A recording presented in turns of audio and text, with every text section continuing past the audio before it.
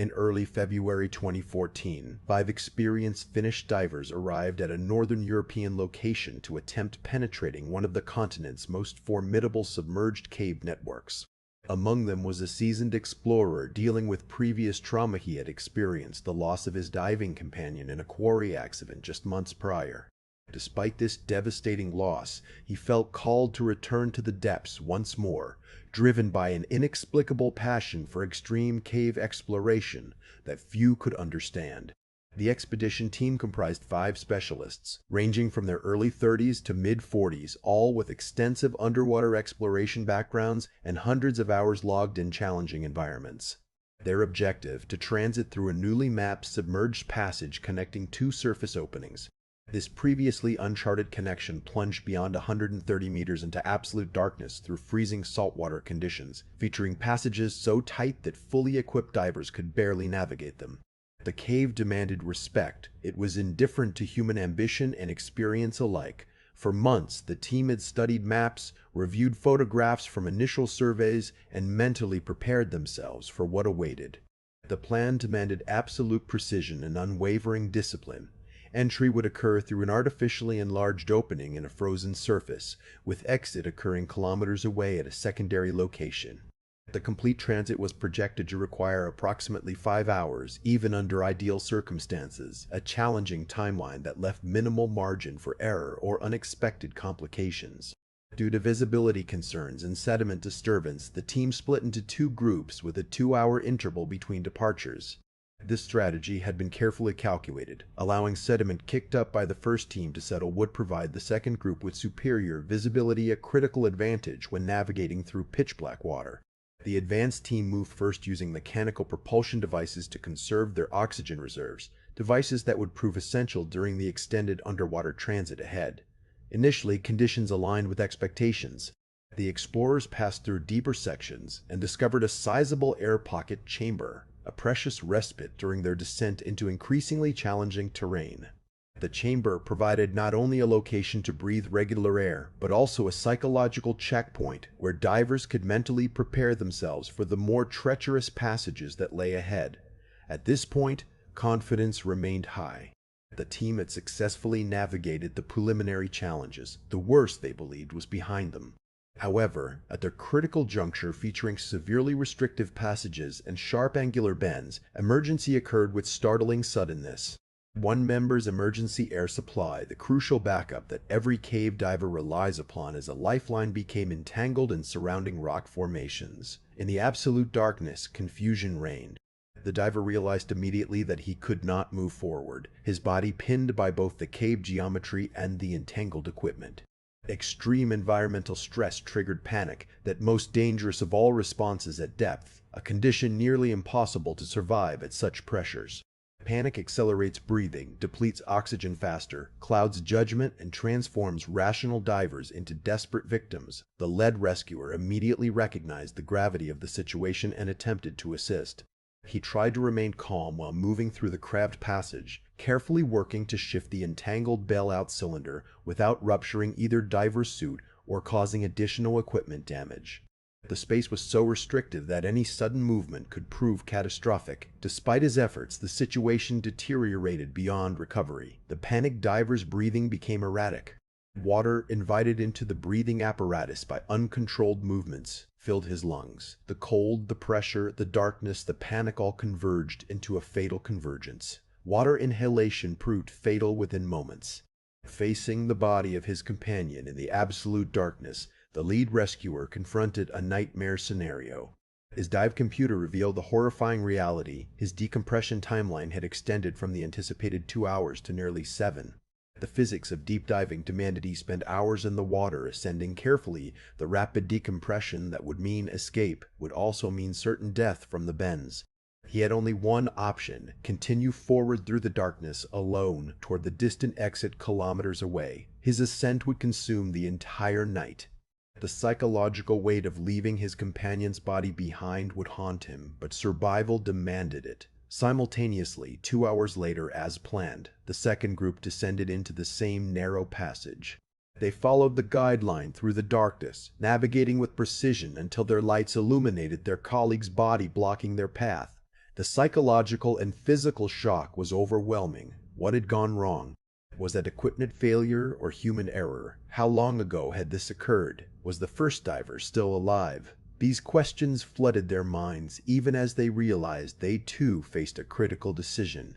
The psychological impact triggered a catastrophic response in one team member: panic, the same deadly response that had claimed the first victim. Hyperventilation, disorientation, water inhalation. Another life ended in the depths. Two remaining members of the second group faced impossible choices. One managed to push past the tragedy, psychologically compartmentalizing the horror and mechanically continuing forward through the narrow passage past the body. The other, recognizing the mounting toll and impossibility of the situation, made the agonizing decision to turn back. Both began separate ascents through approximately 9 hours of submerged transit, each believing they were making a solo escape through an underwater maze while decompression sickness clocks ticked steadily upward. 3 survivors eventually emerged at different times during the night and early morning hours, each believing they were the sole person to escape.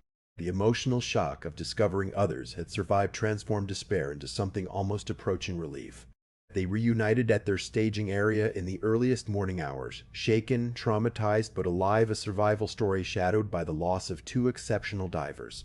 4 years later, a different catastrophe unfolded in a remote mountain region. A Russian-led international team, including photographers and researchers, returned to Earth's deepest known cave, Systema, vertical descent exceeding 2,200 meters into the planet's crust. Fewer humans have reached this depth than have traveled to space. This expedition aimed to document the extreme environment and collect biological samples from organisms thriving in perpetual darkness, organisms that had evolved under conditions so extreme they seemed almost alien. With more than 30 kilograms of equipment each and thermal protection wrapped in multiple layers to combat temperatures near freezing, the team began their descent through narrow vertical shafts, dropping straight downward and winding horizontal passages. Just reaching the first rest point required 8 grueling hours at 600 meters depth, with each diver's legs burning and lungs laboring against the effort. The psychological challenge was equally demanding, the awareness that they would need to reverse this climb to escape. Unlike shorter cave expeditions completed in a single push, exploring this depth required establishing 6 underground camps positioned strategically along the route downward. Each camp served as a drying station where explorers could remove soaking gear and change into dry clothing, a supply depot stocked with food and fresh equipment, and critically, a psychological anchor, a location where exhausted explorers could rest and mentally reset before continuing their descent into darkness. After 4 days of continuous descent, the primary team reached their destination, the lowest camp deep within the mountain. It was an achievement of immense effort and endurance. Their initial week proceeded according to plan, photographing the surreal geological formations, collecting samples of extremophile organisms, exploring the deepest accessible chambers. The team members experienced a strange combination of scientific excitement and psychological strain from being 2.2 kilometers beneath the surface. Then on the 7th day, catastrophe arrived without warning. Torrential water surge from an unmapped underground source, perhaps triggered by heavy rainfall kilometers away, perhaps from geological activity, suddenly inundated the lower passages with overwhelming force. This wasn't the gradual seepage explorers expected. Instead, thousands of liters flooded inward with the force of a tsunami compressed into tight passages. The roar was deafening. Team members in upper positions received communication about the surge but misjudged its severity. Underground floods appeared and vanished regularly in such environments, generally passing within minutes. This one was different. By the moment the scale of danger became apparent, water was consuming their camp with unstoppable force. One explorer initiated an emergency ascent, clipping himself to the guideline and beginning an exhausting climb through rising water. The pressure was intense enough to make even breathing difficult. The current pushed against him, fighting every upward movement. After hours of this agonizing progress through submerged passages, pushing against relentless water pressure, he reached a portion where water had diverted down a different shaft, finally encountering another team member who had similarly fought upward.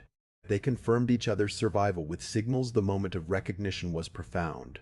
They paused briefly, unsure whether their companions had survived, but the rising water level prevented extended hesitation. After additional hours of difficult descent through passages that seemed to resist their progress, they reached a higher camp where the water had not yet reached. Nearly 30 minutes later, miraculously, 5 more explorers emerged from the darkness shortly after all, carrying the visible marks of having barely escaped entrapment. The reunion was emotional and profound. The group sheltered in the camp for approximately 20 hours, monitoring water levels and preserving their remaining energy.